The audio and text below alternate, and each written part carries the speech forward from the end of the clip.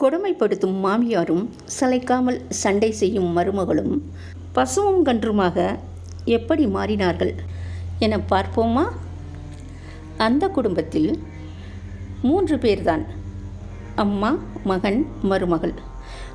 மகன் கை நிறைய சம்பளம் வாங்கினதுனால தன்னோட மனைவியை வேலைக்கு போக வேணாம்னு அனுப்பவே இல்லை.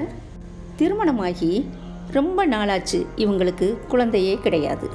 திருமணமான புதுசில் இவங்கள மாதிரி மாமியார் மருமகள் இருப்பாங்களான்னு சொல்கிற அளவுக்கு அவ்வளவு அந்யோன்யமாக இருந்தாங்க. கொஞ்ச நாளையில் தான் பையன் மட்டும் வேலைக்கு போகிறான், மருமக வேலைக்கு போகலையேங்கிற எண்ணம் துளிர் விட ஆரம்பிச்சிச்சு மாமியாருக்கு.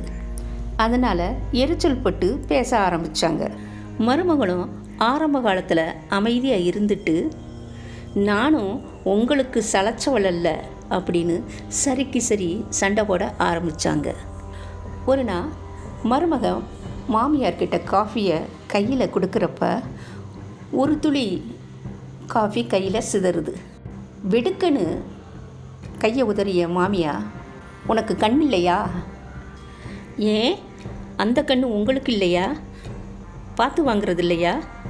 மறுநாளிலிருந்து மருமகள் காஃபியை டேபிளில் வைத்து செல்வாள். இதை பார்த்த மாமியார் கடனுக்கு வச்சுட்டு போகிறா. பாருடா, உன் பொண்டாட்டி இப்பெல்லாம் என்னை மதிக்கிறதே இல்லை. ஏங்க, குற்றம் கண்டுபிடிக்கிறதே பொழப்பா போச்சு உங்கள் அம்மாவுக்கு.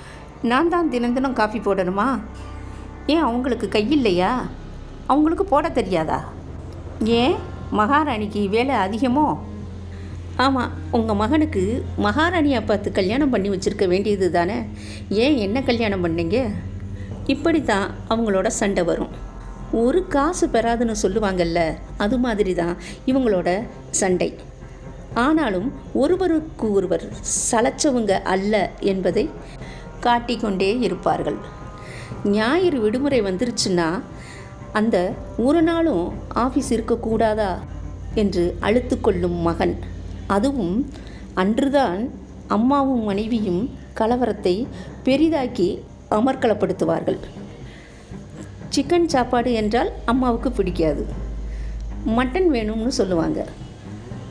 அவளோ, எனக்கும் தான் சிக்கன் பிடிக்காது, மீன் தான் பிடிக்கும், நானெல்லாம் இப்போ சாப்பிட்லையா? ஏன் தேவையில்லாமல் பேசுகிற? இன்றைக்கி ஒரு நாளாவது என்னை நிம்மதியாக இருக்க விட மாட்டிங்களா? தலையை பிடித்து கொண்டு வெளியே செல்ல மகனுக்கு, ஏண்டா கல்யாணம் பண்ணினோம்? இந்த அம்மாவாவது வாயை சும்மா வச்சிருக்க கூடாதா? இவளும் சும்மா இருக்கிறதில்ல, யாருக்கு தான் சொல்கிறது என வருத்தப்பட்டு வாழ்ந்தான். மருமகளின் அம்மா வீட்டுக்கு வந்துட்டா போதும், மாமியாருக்கு கொட்டுக்கு மத்தளம் அடித்த மாதிரி, உன்னோட அம்மா வந்துட்டாங்களா, உனக்கு சொல்லி கொடுத்துட்டு போயிட்டாங்களா, இனி உன்னை இங்கே பிடிக்க முடியாதே என மாமியார் குத்தலாக பேசி சண்டை ஆரம்பமாகும். என்னை மட்டும் பேசுங்க, எங்கள் அம்மாவை பேச்சுக்கு இழுக்காதீங்க. அப்படி இழுத்தீங்கன்னா நல்லா இருக்காது, நடக்கிறதே வேறையாயிரும். இப்படி சண்டை உச்சக்கட்டத்தை அடைந்தது.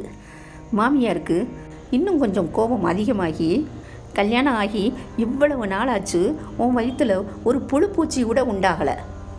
இந்த வார்த்தைகளை கேட்டதுமே மருமகளுக்கு என்ன பேசுகிறோம் அப்படிங்கிற வார்த்தையே புரியாமல் நிறைய பேசிட்டு, கணவனிடமும் உங்கள் அம்மா பேச்சுக்கு அளவே இல்லை என அன்று நடந்ததை சொல்லி அழுதாள். நான் எங்கள் வீட்டுக்கு போகிறேன், இங்கே பாரு, நான் எங்கள் அம்மாவை நான் பேசிக்கிறேன், நீ இப்போ சும்மா இரு, அழுகையை நிறுத்து, எனக்கே கேட்க கஷ்டமாக தான் இருக்குது. ஏதோ புத்தி இல்லாமல் பேசிட்டாங்க, காலையில் பேசிக்கலாம், பேசாமல் தூங்கு. அவளோட மனம் ஒரு போர்க்களமானது.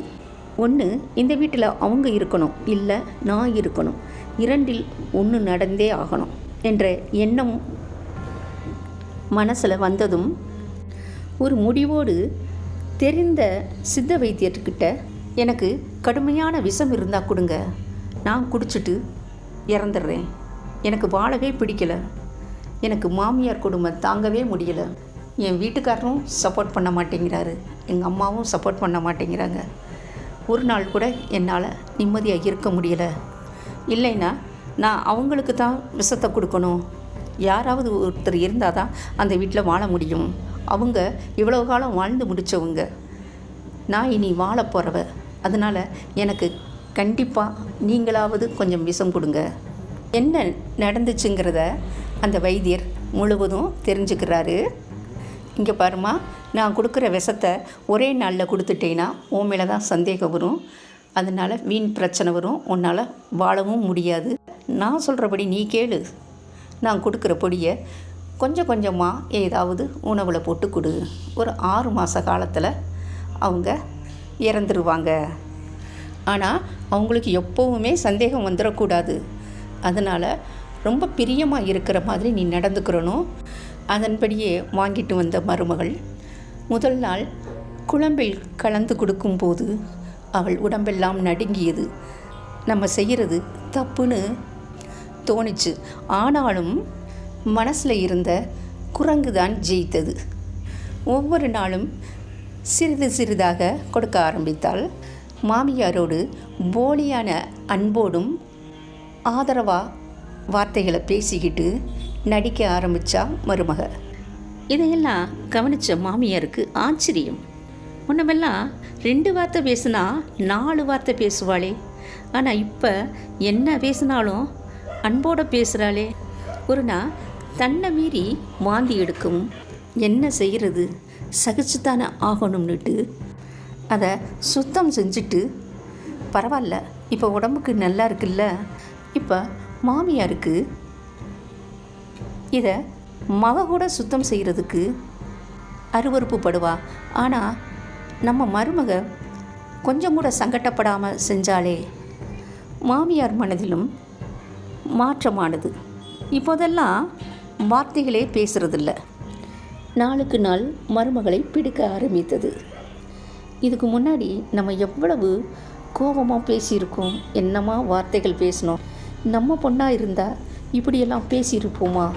மனம் மாறிய மாமியார் மருமகளோடு அன்பாக பேச தானும் வேலைகளெல்லாம் செய்ய ஆரம்பித்தாங்க.